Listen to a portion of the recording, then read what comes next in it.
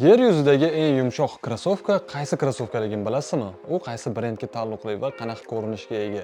Shu savollar javobini men ham qidirishga tushdim va buning uchun hamma brendlardagi eng yumshoq krosslarni o'zimga olib keltirdim va bir-biri bilan solishtirdim. Adidasdagi eng yumshoq kross hozirgi kundagi Adidas Adizero Adios Pro Tour bo'ladi. Nomi uzun va shu uzun nomga yarasha sifatlarga ega bo'lgan oyoq kiyim va menga bu oyoq kiyim birinchi bo'lib yetib kelgani uchun testda ushbu oyoq kiyimdan boshladim va sizlarga qisqagina ushbu oyoq kiyim haqida ma'lumot bermoqchi edim. Boshidan sirazi aytaman, ushbu oyoq kiyimning yumshoqligini tasavvur qilishingiz uchun ultrabusdan 2 baravar yumshoq, 2 baravar energiya qaytaruvchi va 2 baravar yengil oyoq kiyim. Bundan oldin men adashmasam, bundan 3-4 yil oldin Nike Alpha Fly degan oyoq kiyimni kiyib, shunaqa maza qildim, shunaqa sakruvdim. Bu oyoq kiyim ham xuddi shunaqa energiyani, xuddi shunaqa his-hayajonni menga bera oldi. Ya'ni oyoq kiyim bomba. Oyoq kiyim shu darajada yumshoqki, boshida даже stabilni turishingiz qiyin bo'ladi, lekin keyinchalik 1-2 qadamdan keyin, ozgina yurganingizdan keyin o'sha oyoqlar ko'nikib maza qilishni boshlaysizlar. Bu oyoq kiyim aslida yugurish uchun mo'ljallangan, katta marafonlar, katta rekordlarni ushbu oyoq kiyimda urishingiz mumkin. Lekin undan tashqari boshqa brendda yumshoq oyoq kiyimlariga qaraganda ushbu oyoq kiyim stabilroq bo'lib chiqdi. Ya'ni oyoq kiyim nafaqat yumshoq, balki yerda ham stabilni tura olar ekan. O'shaning uchun ham kun davomida kiyishga ham bir tarafdan tavsiya qilsam ham bo'ladi. Bu oyoq kiyimni men o'zim kiyib ko'rdim, yurib ko'rdim, sakrab ko'rdim, yugurib ko'rdim va oyoq kiyim nihoyatda yumshoqligini o'zingizlar testdan ham ko'rsanglar bo'ladi. Yumshoqligini shu gapirib tushuntirish qiyin, to'g'risi. Bunaqa oyoq kiyim kiymaguningizcha bunaqa yumshoqlik borligini bila olmaysiz. Bu nafaqat yumshoqlik, balki bu stabilitet ham bor. Ya'ni yumshoqqina bo'lib cho'kib ketmaysiz, qiynalmaysiz, balki siz yumshoqlikdan maza qilasiz. Oyoq kiyimi dizayniga keladigan bo'lsak, dizaynni bitta so'z bilan aytganda yorilgan.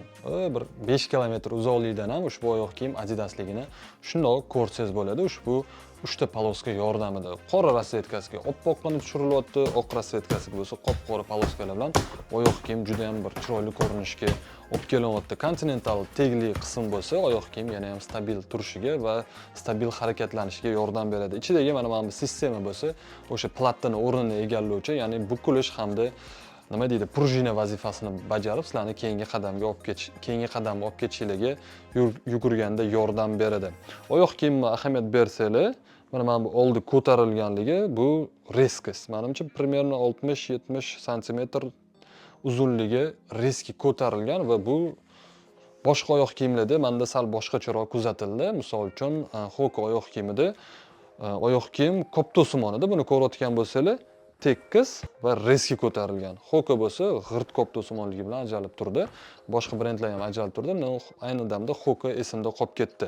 Chunki juda ham chiroyli oyoq kiyimida. Ich tarafi ochilgan va oyoq kiyim bitta so'z bilan aytganda juda ham yengil hamda juda ham yumshoq. Orqalarini ham qaranglar. Kirish qismida menda muammo bo'lmadi. Hammasi cho'tki oyoqni quchoqlab turdi va buni tilligi hisobiga sizlar bemalol podyominlarga moslasanglar bo'ladi. Ya'ni podyomingiz baland bo'lsa, xudo xolasa muammo bo'lmaydi. Oyoq kiyim ip bilan, til bilan nastroyka bo'ladi. Ya'ni oyog'ingizni xudo xolasa quchoqlaydi. Orqasida yumshoqqina podushkalari bor.